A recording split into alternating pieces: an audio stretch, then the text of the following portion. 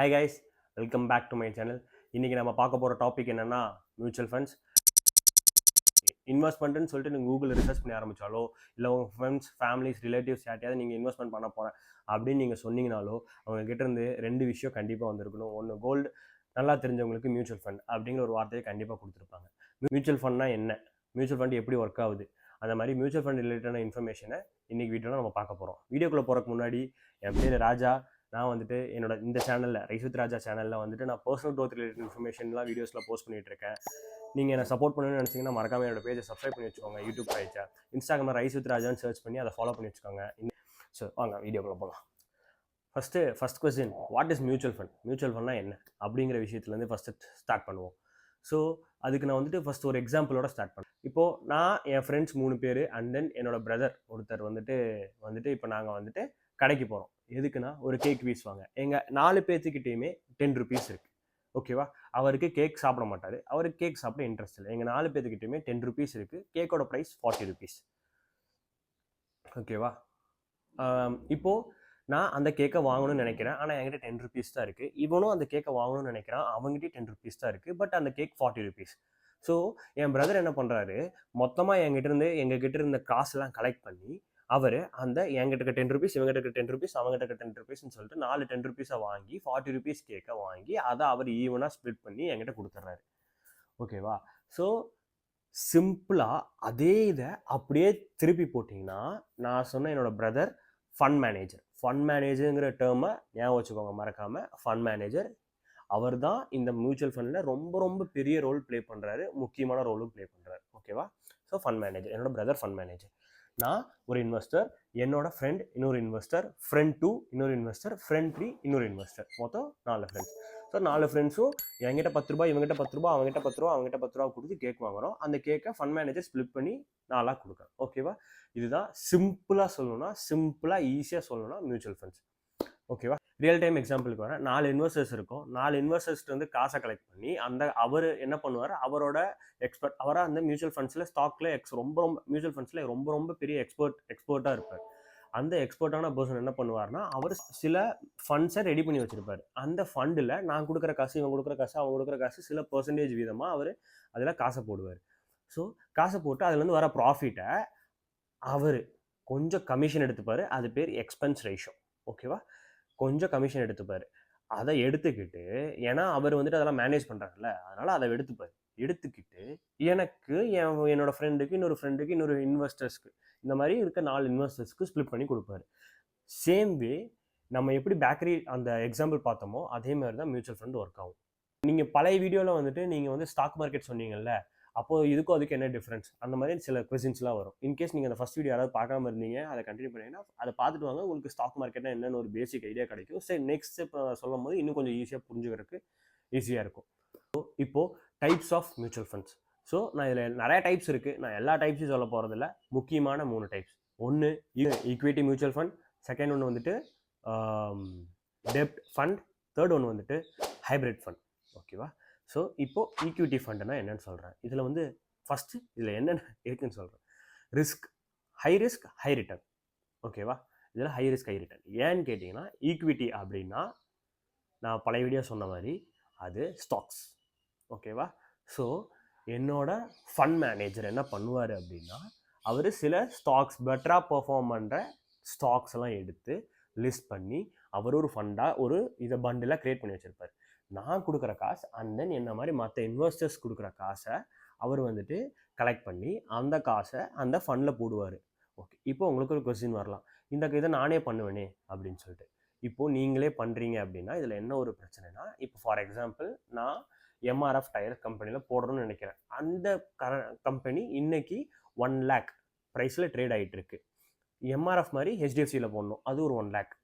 அப்புறம் அதே மாதிரி நான் வந்துட்டு இன்னொரு XYZ அப்படின்னு சொல்லி டிஃப்ரெண்ட் கம்பெனிஸில் நான் வந்துட்டு காசை உள்ளே போடணும்னு நினைக்கிறேன். இப்போ எல்லா கம்பெனியும் 1 lakhனா நான் ஒரு 5 கம்பெனிஸில் போடணும்னா 5 lakh ஆகும். ஓகேவா? என்கிட்ட 5 lakh கேபிட்டல்னா என்னோட இன்வெஸ்ட் பண்ணுற அமௌண்ட் அதில் இல்லை, என்கிட்ட அவ்வளோ கிடையாது.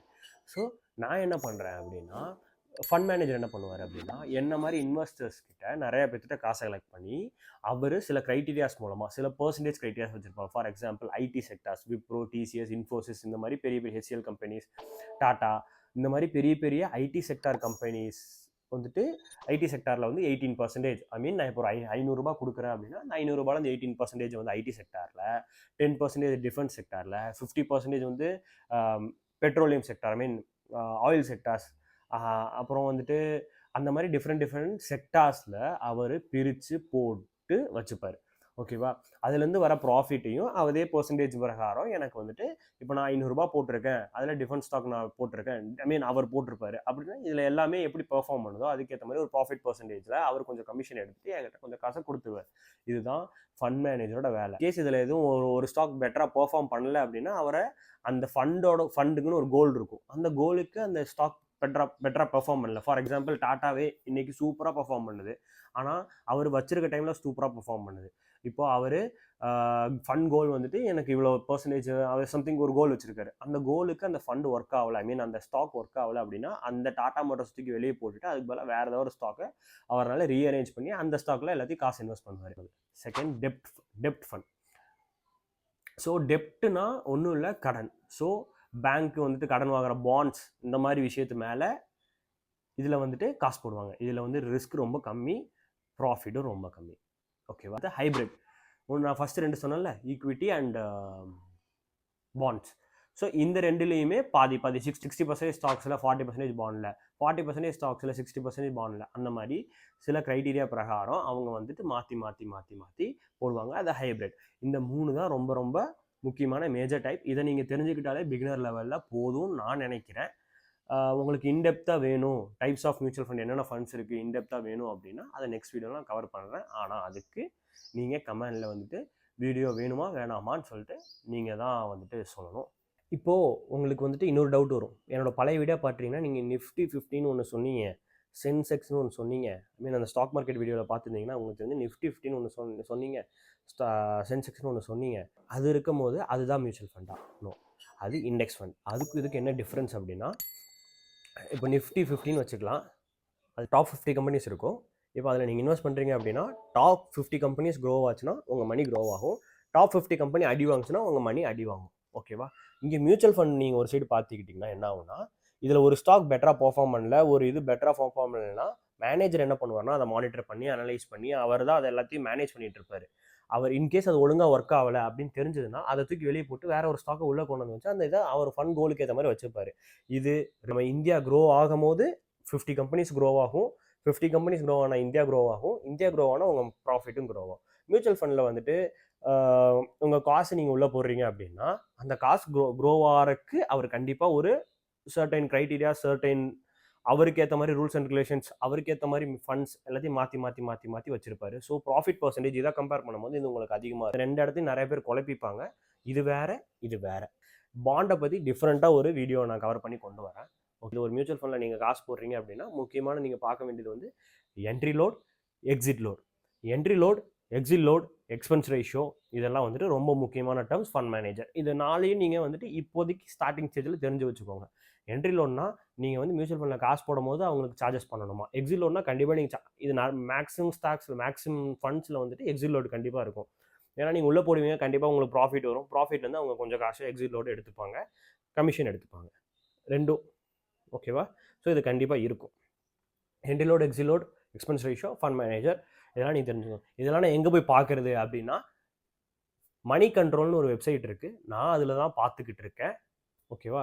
உங்களுக்கு வேணும்னா நீங்கள் அதை ரெஃபர் பண்ணலாம். வேறு ஏதாவது உங்களுக்கு பேஜ் தெரியும்னா அதையும் கமெண்டில் லீவ் பண்ணுங்கள். நம்ம வீடியோ பார்க்குற வியூவர்ஸ் யாராவது வந்துட்டு கமெண்ட் பண்ணியிருந்தாங்க அப்படின்னா அந்த லிங்க் ஆக்சஸ் பண்ணி பாருங்கள். மணி கண்ட்ரோல் நான் பார்த்த வரைக்கும் ஒன் ஆஃப் தி பெஸ்ட். இதில் இன்வெஸ்ட் பண்ணுறதுக்கு 2 கான்செப்ட் இருக்குது. ஓகேவா? ஒன்று எஸ்ஐபி, அது பேர் சிஸ்டமேட்டிக் இன்வெஸ்ட்மெண்ட் பிளான். ஓகேவா? இன்னொரு லம்சம். சிஸ்டமேட்டிக் இன்வெஸ்ட்மெண்ட் பிளான், அதாவது எஸ்ஐபினா என்ன அப்படிங்கிறது சொல்கிறேன். இப்போது நீங்கள் ஒரு பொருளை வாங்கிட்டு மாதம் இஎம்ஐ கட்டுறீங்கல்ல, அதே மாதிரி ஒரு பொருளை வாங்காமல் ஏதோ ஒரு விஷயத்தில், ஐ மீன் ஸ்டாக்லேயோ மியூச்சுவல் ஃபண்ட்லேயோ எதுலேயோ ஒன்றில் நீங்கள் வந்துட்டு மாதம் பணம் போட்டு அந்த பணம் க்ரோ ஆகிறது, ஐ மீன் மாதம் பணம் போடுறது எஸ்ஐபி.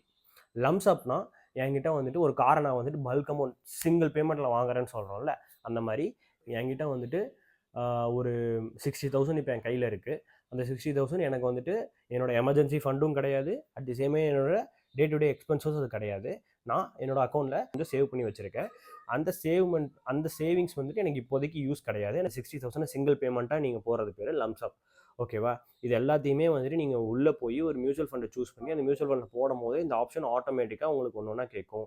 இந்த டேர்ம்ஸ்லாம் நீங்கள் ஞாபகம் வச்சு ஆரம்பிச்சிருப்பீங்க. எஸ்ஐபினா இவங்க சொன்னால் சிஸ்டமேட்டிக் இன்வெஸ்ட்மெண்ட் பிளான் மாதம் மாதம் கட்டுறது. நீங்கள் அதை மாற்றிக்கவும் செய்யலாம். இப்போ ஃபார் எக்ஸாம்பிள் இன்றைக்கி என்கிட்ட ₹100 தான் இருக்குது. ₹100 மினிமம் 500 நினைக்கிறேன். ஸோ மினிமம் 500 தான் என்னால் போட முடியும் அப்படின்னா நீங்கள் இன்றைக்கி வந்து 500ல் நீங்கள் ஸ்டார்ட் பண்ணுறீங்க. நான் வந்துட்டு நெக்ஸ்ட் மந்த் என்கிட்ட ஒரு 2000 ப்ராஃபிட் வருது, நான் 2000 மொத்தமாக போட போகிறேன் அப்படின்னா 500 ப்ராஃபிட்னா ஸ்டாக் மார்க்கெட்லேருந்து இல்லை, நீங்கள் வேறு ஏதோ ஒர்க் பண்ணுறீங்க, அந்த ஒர்க்கில் எனக்கு வந்து 2000 வருது அப்படின்னு சொல்கிறேன். ஸோ 500. ஸோ இன்றைக்கி நான் எஸ்ஐபி பண்ண ஆரம்பிச்சிட்டேன். அந்த எஸ்ஐபியில் இன்றைக்கி 500, நெக்ஸ்ட் மந்த் 2000, அதுக்கடுத்த மந்த் திருப்பி 500. அந்த மாதிரி நீங்கள் வந்துட்டு மாற்றி மாற்றி போடலாம். லம்சப்னா சிங்கிள் பேமெண்ட், மொத்த பேமெண்ட் நான் உள்ளே போடுறேன், 15 இயர்ஸ் கழிச்சு நான் எடுத்துக்கிறேன். அந்த மாதிரி க்ரைட்டீரியாவும் இருக்குது. உங்களுக்கு எது வருமோ, உங்களுக்கு எது ஓகேவோ அதுக்கேற்ற மாதிரி நீங்கள் பண்ணுங்கள். இதில் பெஸ்ட் இன்வெஸ்ட்மெண்ட் பிளான் வந்துட்டு லம்சம் நிறைய பேர் பண்ணுற கேஷ் இருக்காது. So start with minimum amount of 500. SIP start பண்ணுங்கள். ஒரு பெஸ்ட் மியூச்சுவல் ஃபண்டில் போடுங்க. ஒரு விஷயத்தை நான் சொல்ல மறந்துட்டேன். இப்போது மியூச்சுவல் ஃபண்டை பற்றி நீ ஃபுல்லாக எக்ஸ்பிளைன் பண்ணிட்டேன். இப்போ இந்த மியூச்சுவல் ஃபண்ட்ஸில் நான் எப்படி போய் இன்வெஸ்ட் பண்ணுறது அப்படிங்கிற கொஸ்டின்ஸ் நிறைய பேருக்கு இருக்கும். ஸோ அப்படி யோசிக்கிறவங்க என்ன பண்ணணும்னா, நேராக டிஸ்கிரிப்ஷன் ஓப்பன் பண்ணிங்கன்னா நான் யூஸ் பண்ணுற ஆப் அப்ஸ்டாக்ஸோட அஃபிலியேட்டட் லிங்க் கீழே கொடுத்துருக்கேன். அதை கிளிக் பண்ணி ஃபஸ்ட்டு உங்களுக்கு ஒரு அக்கௌண்ட் க்ரியேட் பண்ணுங்கள். ஒரு டிமேட் அக்கௌண்ட், ஒரு அப்ஸ்டாக்ஸ் அக்கௌண்ட் க்ரியேட் பண்ணிங்கன்னா உங்களோட பேசிக் டீட்டெயில்ஸ்லாம் கேட்கும். பர்சனல் டீட்டெயில்ஸ், மொபைல் நம்பர், இந்த மாதிரி பேசிக் டீட்டெயில்ஸ்லாம் கேட்கும். அந்த டீட்டெயில்ஸ்லாம் கொடுத்து ஃபில் பண்ணிங்கன்னா ஒரு 3 to 5 ஒர்க்கிங் டேஸில் உங்களுக்கு வந்துட்டு அக்கௌண்ட் ஓப்பன் ஆயிடும். ஒன்ஸ் உங்கள் அக்கௌண்ட் ஓப்பன் ஆனதுக்கப்புறம் நீங்கள் வந்துட்டு உங்கள் ப்ரொஃபைல்குள்ளே போனீங்கன்னா கீழே டிஸ்கவர்னு ஒரு ஆப்ஷன் இருக்கும். மொபைல் ஆப்பில் சொல்கிறேன், டிஸ்கவர்னு ஒரு ஆப்ஷன் இருக்கும். அந்த டிஸ்கவரை தொட்டிங்கன்னா மேலே எக்ஸ்ப்ளோர்னு ஒரு ஆப்ஷன் இருக்கும். அந்த எக்ஸ்ப்ளோருக்குள்ளே போனீங்கன்னா மியூச்சுவல் ஃபண்ட்ஸ்னு ஒன்று இருக்கும். அந்த மியூச்சுவல் ஃபண்ட்ஸ்க்கு உள்ளே போயிட்டு உங்களுக்கு என்ன மியூச்சுவல் ஃபண்ட் வேணுமோ அந்த மியூச்சுவல் ஃபண்டில் நீங்கள் காசை மாதம் மாதம் உங்ககிட்ட ₹1,00,000 அந்த லம்சமும் பண்ணலாம். இல்லை மாதம் மாதம் நான் ₹1,00,000 போடுற அளவுக்கு என்கிட்ட மணி இருக்குப்பா அப்படின்னா நீங்கள் எஸ்ஐபி மெத்தட்லையும் நீங்கள் ஃபாலோ பண்ணி அமௌண்ட் போட்டுக்கலாம். Best stocks, best mutual fund எப்படி சூஸ் பண்ணுறது அப்படிங்கிற கன்ஃபியூஷன் நீங்கள் நிறைய பேத்துக்கு இருக்கும். ஸோ அதுக்கு அப்கமிங் வீடியோஸ் ரெடி ஆகிட்டு இருக்கு.